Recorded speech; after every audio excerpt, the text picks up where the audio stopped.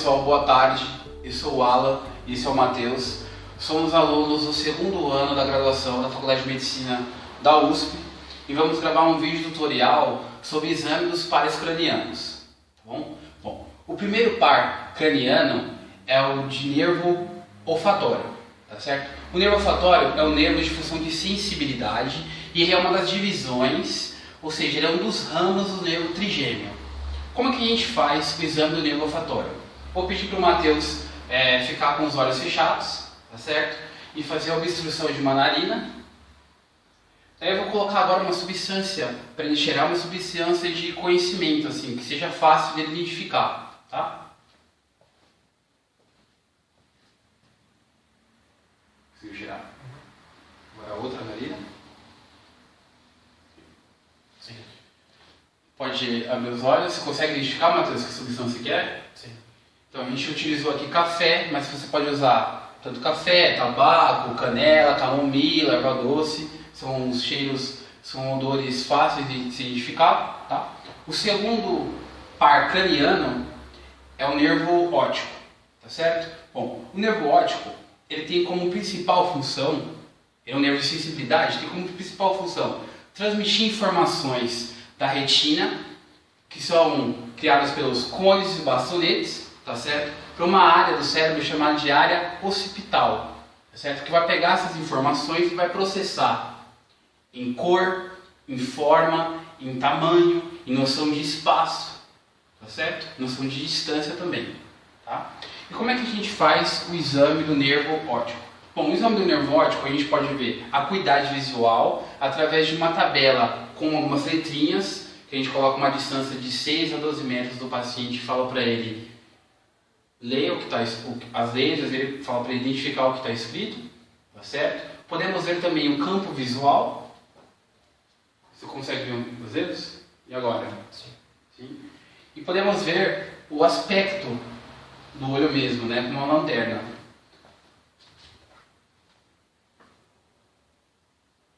Podemos ver em relação à coloração. Certo?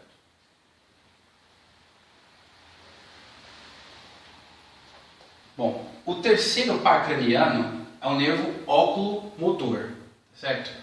O próprio nome já diz, já fica claro que esse é um nervo de função motora, tá? O nervo óculo-motor, ele atua em duas funções, a função extrínseca do olho e a função intrínseca, tá certo? A função extrínseca do olho, extrínseca, tá? Ela é executada por 5 músculos: o músculo reto superior, o músculo reto medial, o músculo reto inferior, o músculo levantador da pálpebra superior e o músculo oblíquo inferior, tá certo? Como que a gente faz o exame do nervo óculo-motor? Vou pedir para o Matheus olhar aqui nos dedos em cima, olha embaixo, certo? Olha aqui em cima, tá?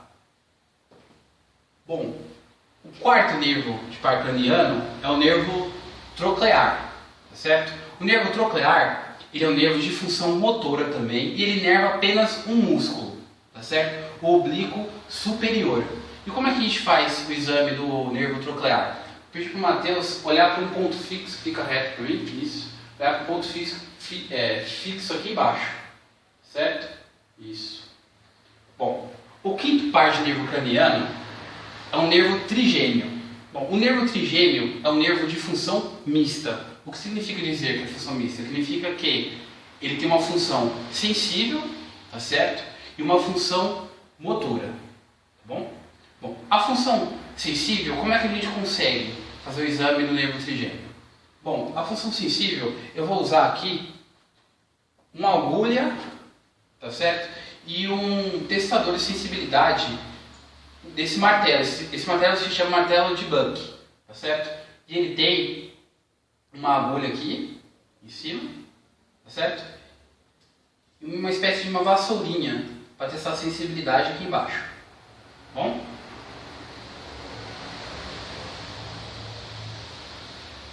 Então aqui, vou testar aqui em São Mateus.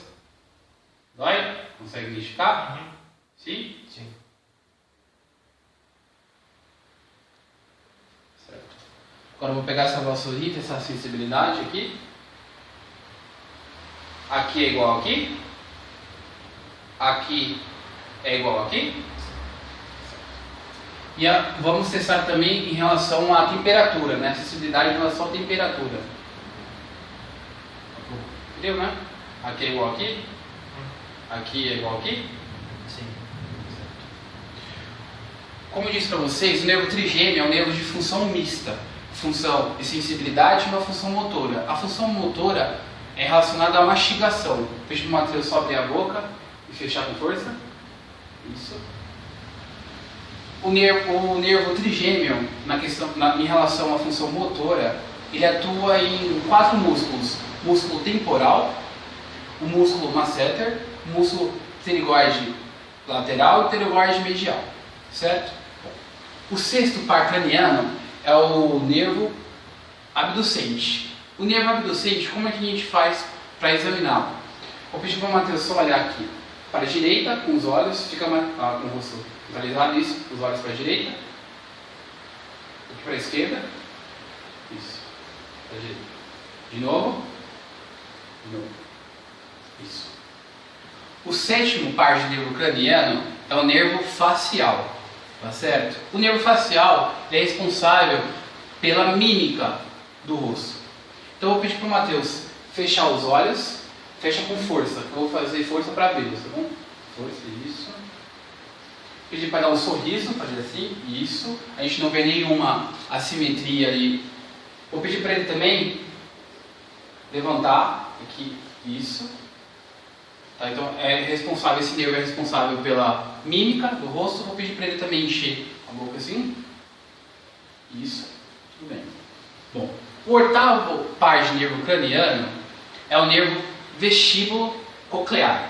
Bom, esse nome vestíbulo coclear não é à toa, porque esse nervo ele tem uma porção vestibular, que é uma porção de equilíbrio, que aí nós temos que examinar o equilíbrio estático e o equilíbrio dinâmico, e tem a porção coclear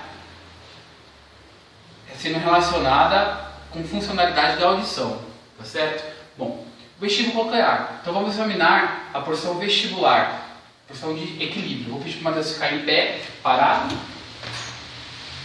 A gente percebe que ele consegue manter o equilíbrio. Um paciente com lesão no nervo vestíbulo coclear, ele não conseguiria ficar em equilíbrio, teria dificuldade. Inclusive, se estivesse com a perna aberta, também teria dificuldade de ficar em equilíbrio, certo? Então, assim, tá? E a função coclear, a porção coclear, como é que a gente faz? Bom, eu posso identificar nele de uma forma bem grosseira. Aqui, pode ficar reto para mim. Posso pegar e fazer esse código com as mãos. Você consegue identificar, Matheus? Consegue? Isso de uma forma bem grosseira. Mas para ser um pouco mais preciso, a gente pode usar um diapasão sem o com cursor. Aqui no caso, eu vou usar um diapasão sem cursor, certo? Então, se atentar onde a gente pode segurar o diapasão, não segurar aqui, nem aqui em cima, mas segurar nessa posição, porque essa região vai ser a região vibratória, tá certo? E aqui eu posso tanto dar um tapinha assim, ou apertar. Eu vou ver se o Matheus consegue escutar. Consegue? Consegue? Do mesmo modo, os dois lados? Sim. Bom, ainda continuando no nervo vestíbulo coclear, no 8º par craniano, aí na porção coclear, a gente pode aplicar 2 testes ainda. O teste de Riné e o teste de Weber. Tá? O teste de Riné, como a gente faz? Eu posso apertar o diapasão, dar um tapa no diapasão, tá certo? E coloca essa região aqui inferior no processo mastoide, no osso mastoide, na mastoide, tá? No osso do crânio. E a gente identifica, peço para o Matheus identificar o som. Bem baixinho, né? Bom, pessoal, ainda no exame do 8º par craniano, na porção coclear, no vestíbulo coclear, vamos fazer agora o teste de Weber, tá certo? Então eu vou apertar o diapasão e colocar ele na linha média do crânio. Correto?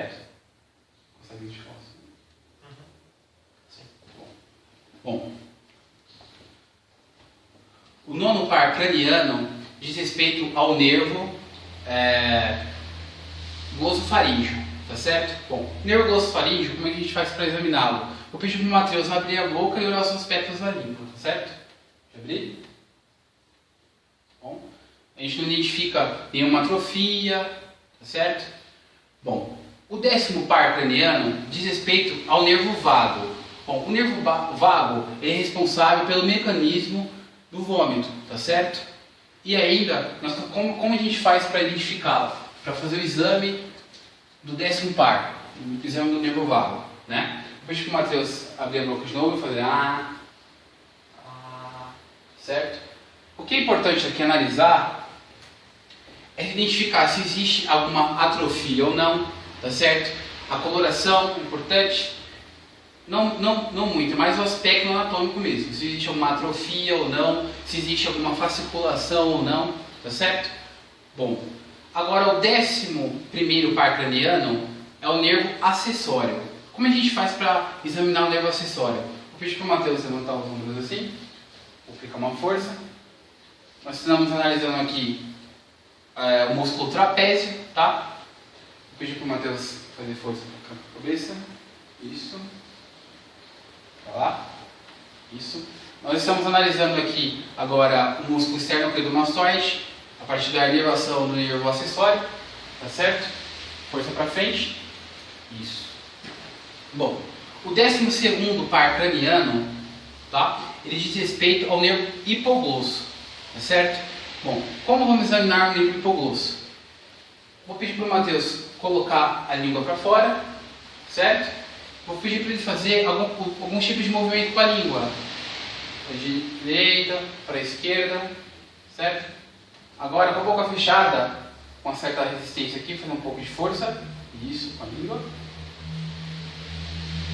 Um paciente com lesão no nervo hipoglosso provavelmente teria uma atrofia dos lados e não conseguiria fazer esse tipo de movimento, tá bom?